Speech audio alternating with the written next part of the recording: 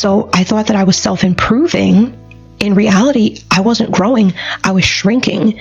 I subconsciously thought that if I could wedge myself into this person who was smaller, this person who wasn't as confident, wasn't as direct, wasn't as bold, that then I would fit into the mold that was required to make relationships work.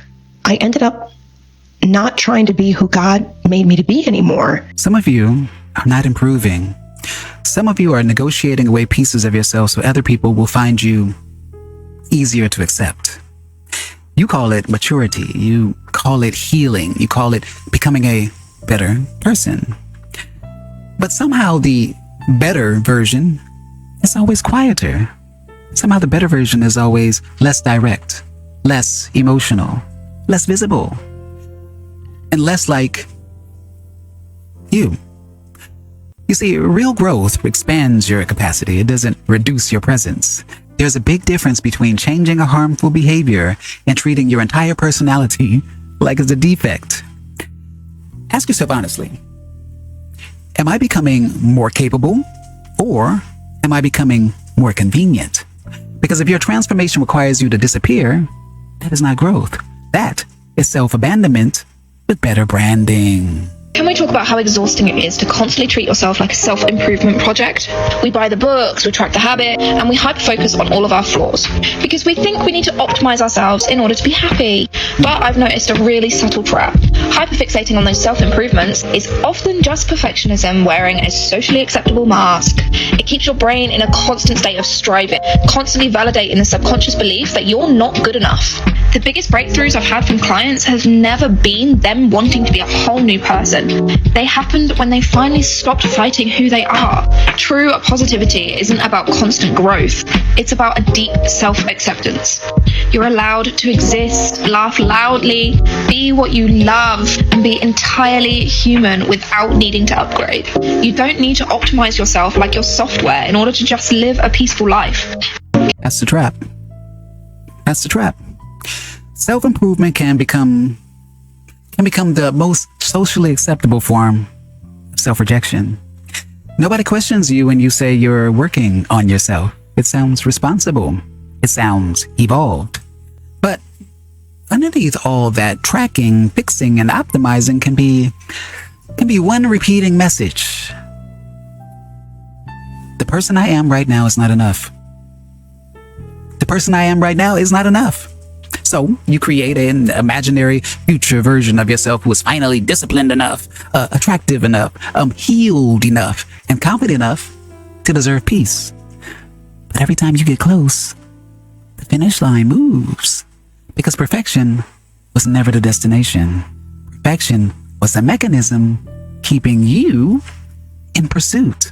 I find glow-up culture on here to be really frustrating because it feels like for a woman to have a glow-up, she has to spend $800 at Sephora, drink 12 bathtubs full of water every day, go to a dermatologist and get tretinoin, go on hourly hot girl walks, heal her inner child, and start a gratitude journal. But for a guy to have a glow-up, he just has to get a good haircut and start wearing pants that fit. I mean, she's not entirely wrong. What have you bought this month because something you saw online made you think that that part of your body just isn't good enough anymore? See, glow-up culture never rests because it needs us to believe that our body is the problem, and then it sells us the solution. Ozempic, CMOS, bone broth, $300 yoga set. While it's kind of motivating, it's actually just advertising done really well. Here's the thing. Glow-up culture does not survive by helping you arrive anywhere. No. It survives by constantly discovering another problem with you. Your skin needs fixing. Your body needs reshaping. Your morning routine needs upgrading. Your clothes, your hair, your diet, your mindset, everything becomes evidence that you're falling behind. And notice how perfectly the diagnosis matches whatever they happen to be selling. Now, of course, that doesn't mean that every product is useless or every improvement is fake.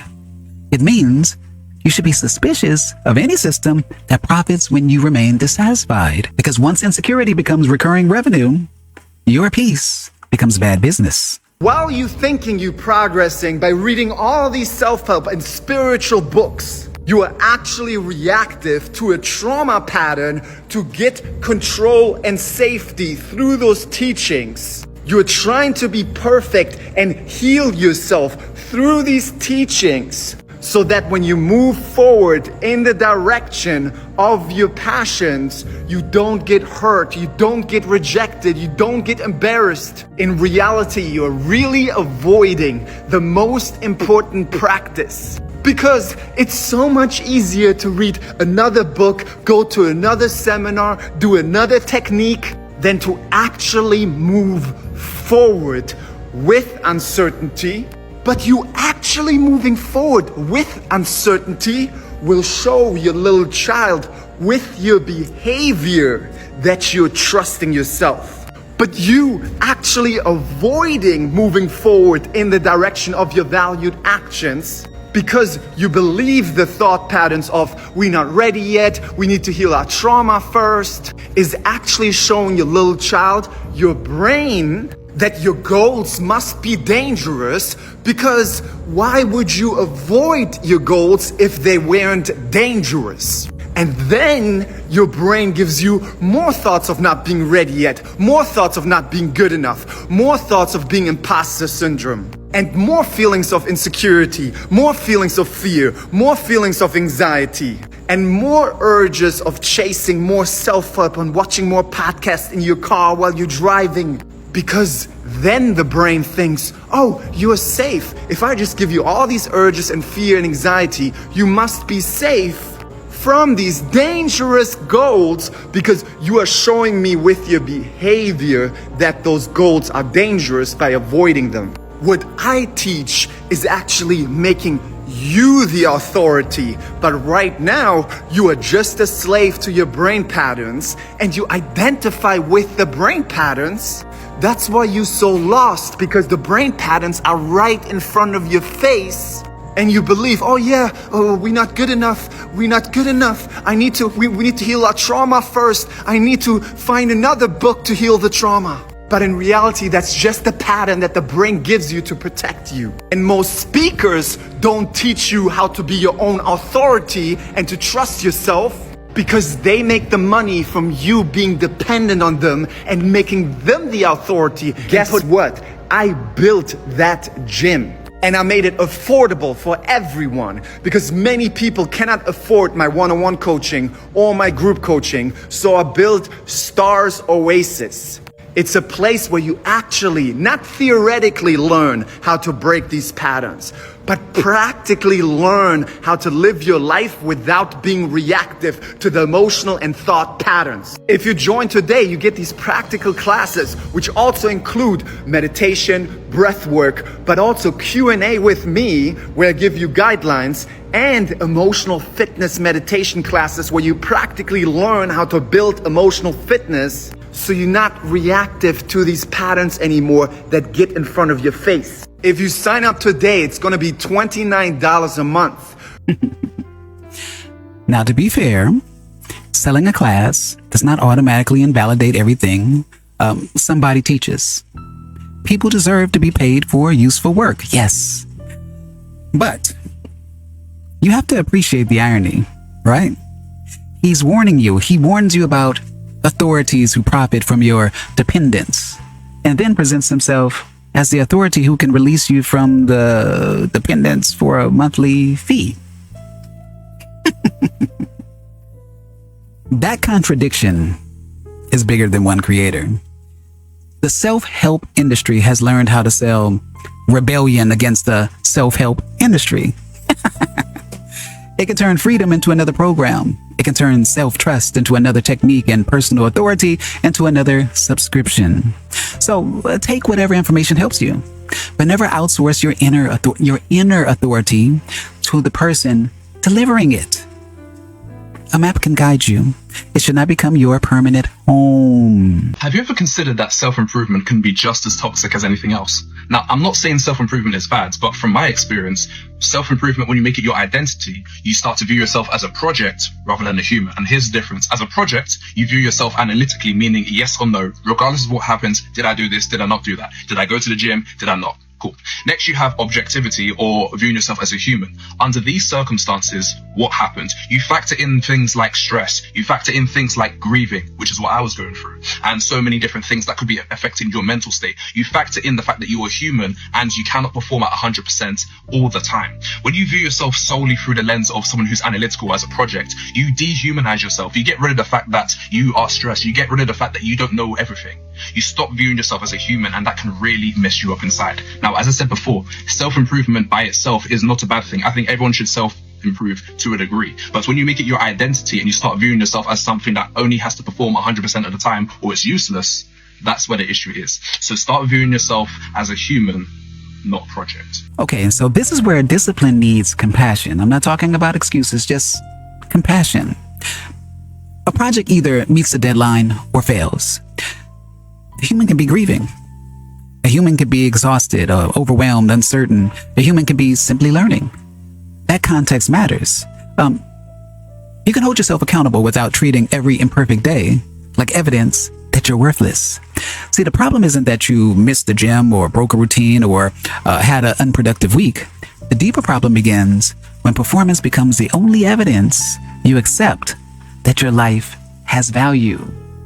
You are allowed to correct your behavior without putting your entire identity on trial. Improve the habit, strengthen the skill, change the decision, but stop sentencing the whole person every time one part of your life falls short. What I hate about the self-improvement space is how easy it is to fake progress. People read books, watch podcasts, save motivational videos, and suddenly they feel productive. But nothing in their life actually changes because consuming self-improvement is not the same as practicing it. You don't build discipline by watching motivation. You build it by doing things you don't feel like doing. Self-improvement isn't content. It's uncomfortable action repeated every day. And this is the other side of the conversation. Acceptance does not mean stagnation. You can watch 100 motivational videos and still avoid one conversation, the decision, or action that would actually change your life. Information can become emotional decoration. It gives you the sensation of movement without requiring the risk of moving. In the Seth material, the point of power is always in the present moment, not the improved version of you who might exist 6 months from now. You see, the question isn't, what would my perfect future self do? No. The question is, what can I choose from where I stand right now? Not because the current you is defective, because the current you is the only one with the power to act. Listen, you are not a broken machine waiting for the right upgrade, and you are not required to remain exactly as you are. Both of those extremes miss the point. Real growth is not a war against your current identity. It is an expression of your freedom. You can become stronger without believing weakness makes you unworthy. You can become healthier without hating your body. You can become wiser without being ashamed of what you didn't know. You can change because you are curious about what else is possible, not because you believe the person standing here today is unacceptable. So keep learning, keep moving, keep challenging yourself. But every once in a while, ask who is leading the transformation. Your freedom? Or your fear that you will never be enough? Because self-improvement should help you live your life. It should not become the reason you keep postponing it. I'm Tony Victory, and this is A Wolf Uncaged. Don't forget to like, subscribe, and share, and stop treating yourself like a project, and start remembering that you are the one creating the project. Peace.